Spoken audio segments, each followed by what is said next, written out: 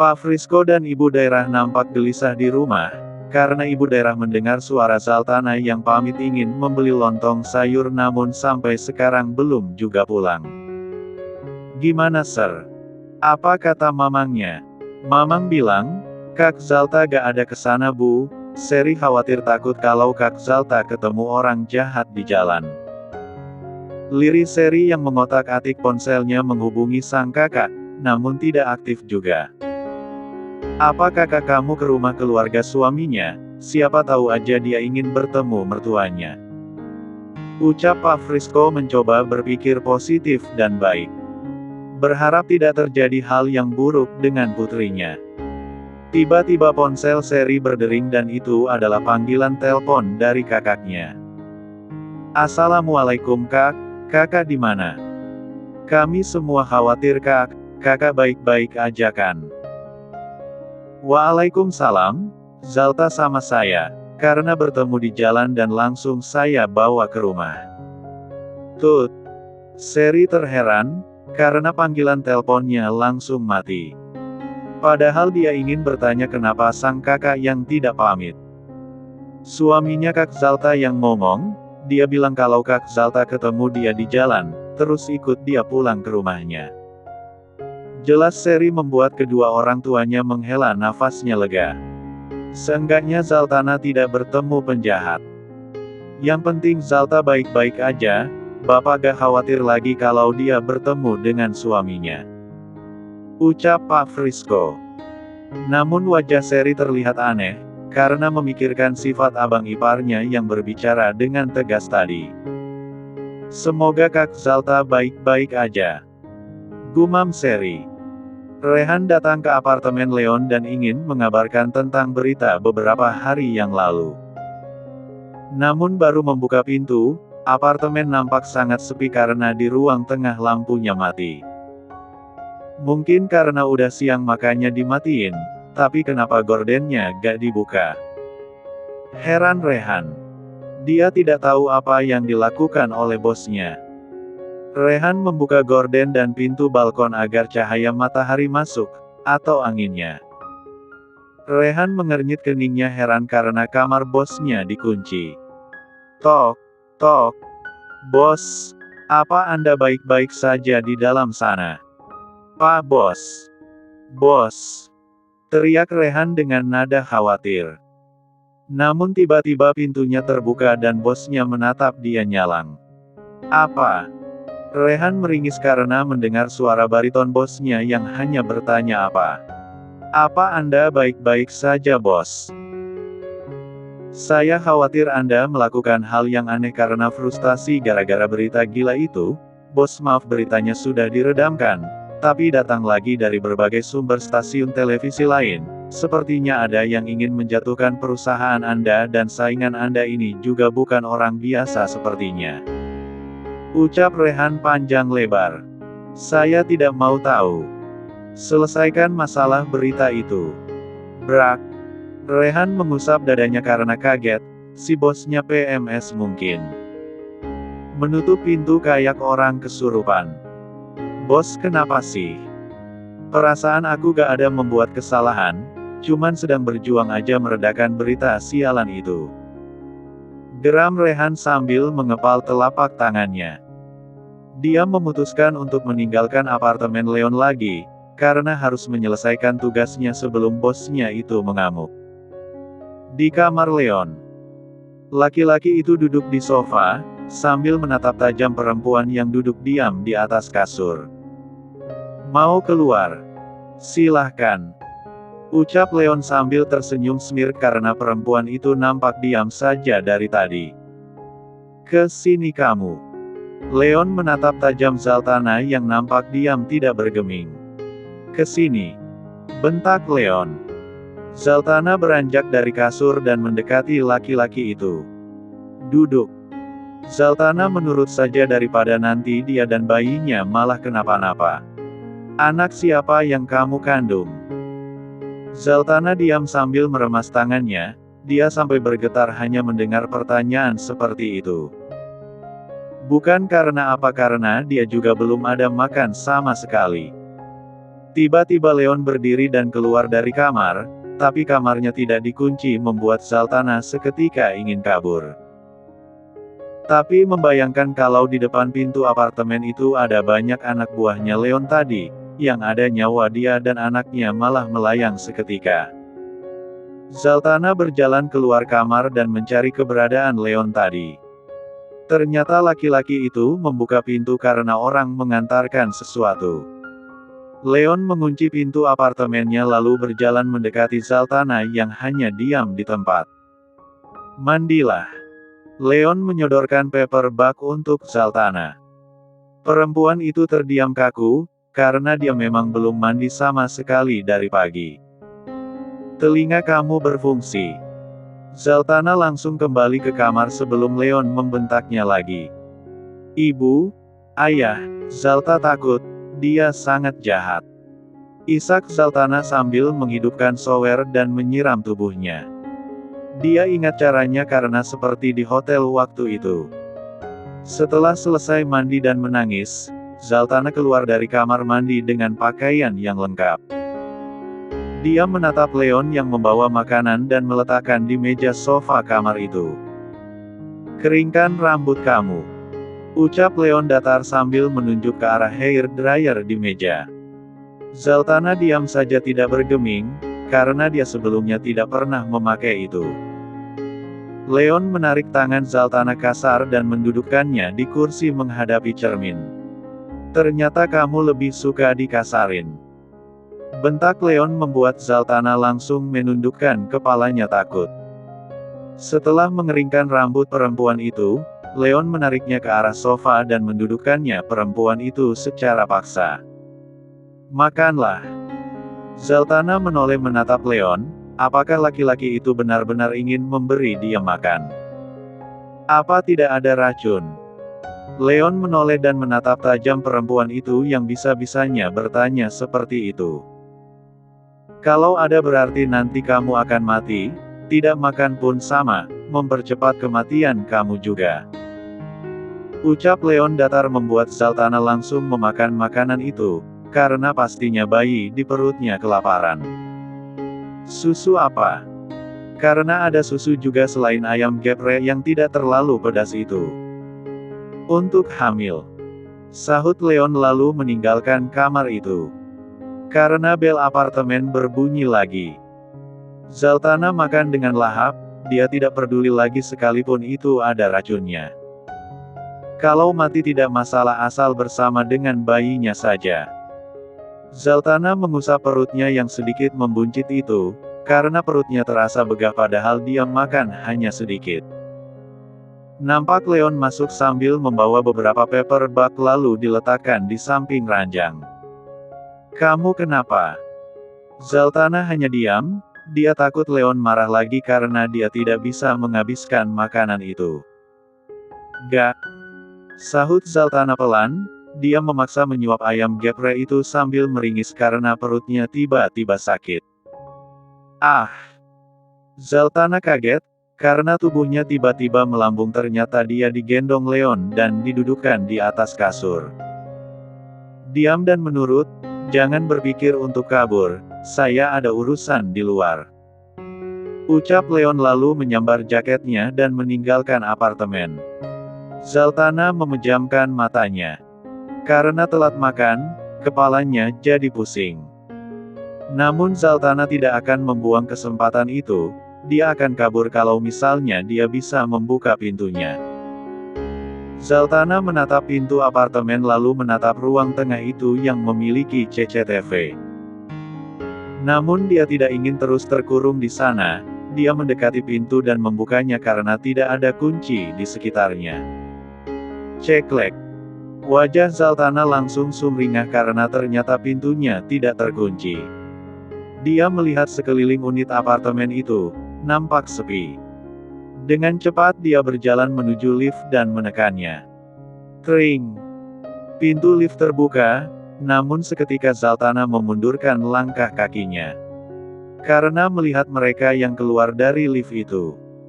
Ternyata kamu keras kepala dan sangat suka disiksa. Leon menarik kasar tangan Zaltana masuk apartemen membuat Zaltana hanya bisa menangis. Bagaimana tidak, setibanya di kamar Leon langsung melepas secara paksa pakaiannya dan menggagahinya. Zaltana meraung, karena takut Leon berbuat dengan kasar dan menyakiti anak di kandungan. Tapi, dia seketika terdiam karena Leon tidak kasar. Leon menggagahinya persis seperti mereka malam pertama waktu itu. Leon mengusap air mata perempuan itu yang mengalir, setelah selesai dia menyelimuti perempuan itu yang hanya diam. Jangan pernah mencoba untuk kabur, bahaya di luar sana lebih mengerikan. Setelah mengucapkan itu Leon langsung masuk kamar mandi untuk membersihkan tubuhnya. Brak! Prang! Kayana melempar apapun yang ada di kamarnya hingga gelas yang di meja nakas pun dia lempar. Gak mungkin Leon sudah menikah. Kenapa sampai sekarang dia gak muncul untuk menjelaskan semuanya? Seharusnya dia datang ke sini untuk minta maaf dan menjelaskan buat aku kalau itu semua gak benar. Tapi dia gak muncul dan handphonenya juga gak aktif. Teriak Kayana mengamuk sendiri seperti pasien rumah sakit jiwa. Kayana, kamu kenapa? Pekik mamanya kaget karena melihat kamar Kayana yang seperti kapal pecah. Meja rias hancur berantakan, berhamburan di lantai. Bahkan bantal dan selimut pun berhamburan juga di lantai. Aku gak terima. Aku gak terima kalau Leon menikah. Teriak Kayana mengacak rambutnya seperti orang frustasi. Tapi berita itu sudah hilang beberapa jam yang lalu Yana. Coba kamu lihat, itu artinya itu berita hoaks dan mungkin editan. Itu orang hanya ingin membuat hubungan kamu dan Leon rusak, jadi gak usah percaya dengan berita di medsos kecuali kalau kamu melihat sendiri. Ucap mamanya membuat Kayana terdiam. Aku harus ke rumah Tante Valeria. Ucap Kayana yang lalu berlari keluar rumah dan mengendarai mobilnya menuju rumah keluarga Sebastian. Kayana menghidupkan klaksonnya beberapa kali karena satpamnya tidak membukakan pintu pagar untuk dia. Lama banget sih. Kamu itu kerja bukan berleha-leha, dasar satpam pemalas. Ketus Kayana sambil mengendarai mobilnya masuk halaman rumah mewah yang berlantai 3 itu. Pak Satpam itu hanya bisa mengelus dadanya karena dibentak oleh Kayana yang jelas-jelas bukan siapa-siapa di keluarga itu. Hanya calon menantu yang belum pasti. Tante Vale. Pekik Kayana memeluk perempuan itu. Yana, kenapa muka kamu sedih gini? Apa ada masalah? Nyonya Valeria sambil membawa Kayana untuk duduk di sofa. Tante, itu berita yang katanya Leon menikah, itu hoaks kan? Itu gak benar kan Tan? Tanya Kayana dengan muka sedihnya. Nampak Nyonya Valeria terdiam, karena memikirkan jawaban yang tepat. Itu hanya berita hoaks, kamu jangan percaya, kamu kan tahu kalau Leon sangat sibuk bekerja jadi mana mungkin dia malah menikah dan apalagi tempatnya seperti rumah orang miskin begitu, gak mungkinlah dan Tante juga udah lihat foto-fotonya yang menyebar dan Tante hanya bisa mengelus dada untuk bersabar, mungkin ada orang iri dengan hubungan kalian. Ucap Nyonya Valeria membuat wajah Kayana nampak sumringah. Karena ucapan Nyonya Valeria sama seperti ucapan mamanya di rumah tadi. Apa Mas Leon di kantor Tan? Itu Tante gak tahu, mungkin tidur di apartemen. Jawab Nyonya Valeria. Aku boleh gak temuin Leon di apartemen? Boleh banget sayang, kamu kan calon istrinya. Ucap Nyonya Valeria dengan bangga. Nampak Kali baru pulang sekolah, dan Kayana dengan pedenya menyapa perempuan yang katanya calon adik iparnya itu. Hai Kali. Namun Kali hanya melewati Kayana begitu saja, seperti benda tak kasat mata. Kayana mengepal telapak tangannya, dia tidak terima dicuekin begitu. Awas aja kamu bocah, nanti kalau aku sudah menjadi istri Leon, kamu tidak akan kukasih uang jajan karena sudah berani cuekin aku. Batin Kayana tidak terima. Leon menatap tajam Zaltana yang hanya diam saja. Tiba-tiba Leon mendapatkan pesan dari anak buahnya yang berjaga di lobi apartemen. Ada Nona Kayana di bawah dan ingin bertemu dengan Anda. Gedung apartemen itu adalah milik Leon, jadi tentu saja dia yang mengatur penjagaan ketat itu tanpa perlu izin dari siapapun. Diam di sini, saya bunuh kamu kalau kabur. Tatapan tajam Leon membuat Zaltana hanya meringkuk di kasur.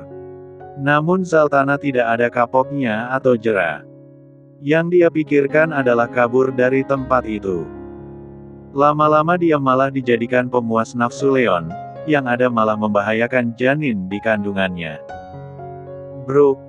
Zaltana menabrak seorang perempuan yang adalah pengantar kue. Kamu gak apa-apa? Tanya orang itu, sambil melihat wajah Zaltana yang pucat pasi seperti orang ketakutan.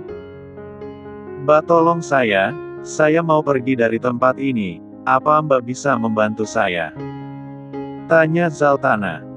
Perempuan itu menatap penampilan Zaltana dan melirik perut Zaltana yang buncit. Tapi di bawah banyak orang berpakaian hitam yang berjaga. Jawab perempuan itu membuat Zaltana putus asa mendengarnya. Mbak, boleh minta tolong gak? Aku pinjam pakaiannya, Mbak pakai pakaian aku. Mbak pasti gak akan kenapa-napa. Kalau orang tanya Mbak jawab aja kalau mungkin pakaiannya mirip. Ucap Zaltana memohon, matanya juga terus melirik ke arah lift karena takut keburu Leon muncul. Perempuan itu mengangguk dan mengganti pakaiannya dengan Zaltana. Apa gak apa-apa kamu membawa tas untuk tempat kue itu? Gak apa-apa Mbak. Zaltana memakai masker milik Mbak itu tadi dan rambutnya tertutup topi. Zaltana keluar lebih dulu, yang ada orang curiga kalau mereka barengan. Detak jantung Zaltana berdetak dengan cepat. Topinya agak dia kebawahkan agar matanya sedikit tertutup. Tring. Pintu lift terbuka, Zaltana berjalan dengan gugup. Perutnya tidak terlalu nampak karena tertutup jaket khusus untuk perempuan itu tadi kerja. Zaltana berjalan dengan santai melewati Leon yang nampak berbicara di lobi dengan perempuan asing. Detak jantung Zaltana berdetak makin cepat karena para bodyguard Leon itu menatap ke arahnya. Untung saja Zaltana sangat teliti, mereka juga tukaran sendal dan sepatu. Cincin nikah Zaltana juga dia lepaskan, dia genggam erat di tangannya. Kalau dia masukkan ke saku jaket itu takut dia lupa mengambilnya nanti. Zaltana menghela nafasnya lega. Dia menunggu perempuan itu di seberang parkiran sambil sembunyi-sembunyi takut saja para bodyguard Leon tadi memperhatikan dia dan curiga. Stop! Anak buah Leon menghentikan perempuan yang keluar dari lift dan pakaiannya seperti tidak asing. Bos! Panggil mereka, Leon menoleh dengan alis yang bertaut. Kamu, kenapa pakaian kamu sama dengan perempuan itu? Perempuan mana tuan? Saya di sini sejak tadi malam karena saya perempuan yang di-booking dan saya datang bersama sugar daddy saya tadi malam. Ucap perempuan itu. Kata-kata itu sudah dia siapkan sejak di lift tadi. Leon menatap tajam sendal dan pakaian yang dipakai perempuan itu. Tapi karena kemungkinan hanya kebetulan, Leon mengibaskan tangannya agar perempuan itu segera pergi. Selama ya Allah, Mbak gak kenapa-napa? Tanya Zaltana dan perempuan itu mengangguk tersenyum walaupun tangannya masih gemetaran karena gugup. Ayo ikut aku, nanti aja berganti pakaian. Zaltana naik di jok belakang motor perempuan itu.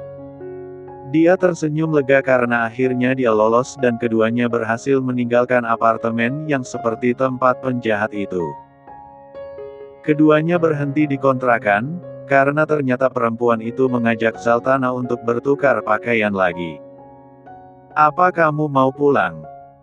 Tapi maaf aku masih harus kerja, walaupun pesanan kostumer sudah aku antar semua, tapi ini masih jam kerja soalnya. Gak apa-apa, Aku pulang sendiri aja. Ucap Zaltana walaupun dia bingung mendapatkan uang dari mana karena dompet dan ponselnya disembunyikan oleh Leon. Perempuan itu mengantarkan Zaltana ke pangkalan ojek. Lalu perempuan itu menyodorkan uang 100.000, membuat Zaltana kaget. Pakailah untuk kamu pulang, semoga kita bertemu lagi, dan hati-hati. Perempuan itu melambaikan tangannya lalu pergi. Zaltana terharu, dia bertemu perempuan sebaik itu. Terima kasih. Teriak Zaltana namun sepertinya perempuan itu tidak mendengar karena jaraknya sudah jauh. Zaltana akhirnya pulang naik ojek dan dia tersenyum lega karena dia berhasil kabur dari Leon si penjahat itu. Dia kerja sampai malam. Batin Zaltana. Karena harinya sudah senja tapi perempuan itu masih belik kerja. Zaltana berjalan cepat menuju rumahnya lalu mengetuk pintu. Ayah, ibu, ini Zaltana. Teriak Zaltana sambil melihat di sekitarnya takut saja Leon tiba-tiba muncul. Ya Allah Zaltana, kamu kok pulang sendiri, kamu kenapa? Tanya ibunya yang melihat nafas Zaltana ngos-ngosan dan pucat pasi. Bu, dia itu jahat aku gak mau ketemu dia hiks-hiks. Zaltana memeluk erat ibunya. Ayahnya dan Seri yang sedang makan malam langsung menghampiri Zaltana. Kenapa Zalta? Apa Leon menyakiti kamu? Zaltana mengusapkan air matanya karena ayahnya bisa tahu kalau dia bertemu Leon. Ayah tahu dari mana? Aku kan belum cerita. Tadi siang abang ipar nelpon katanya kakak sama dia karena ketemu di jalan.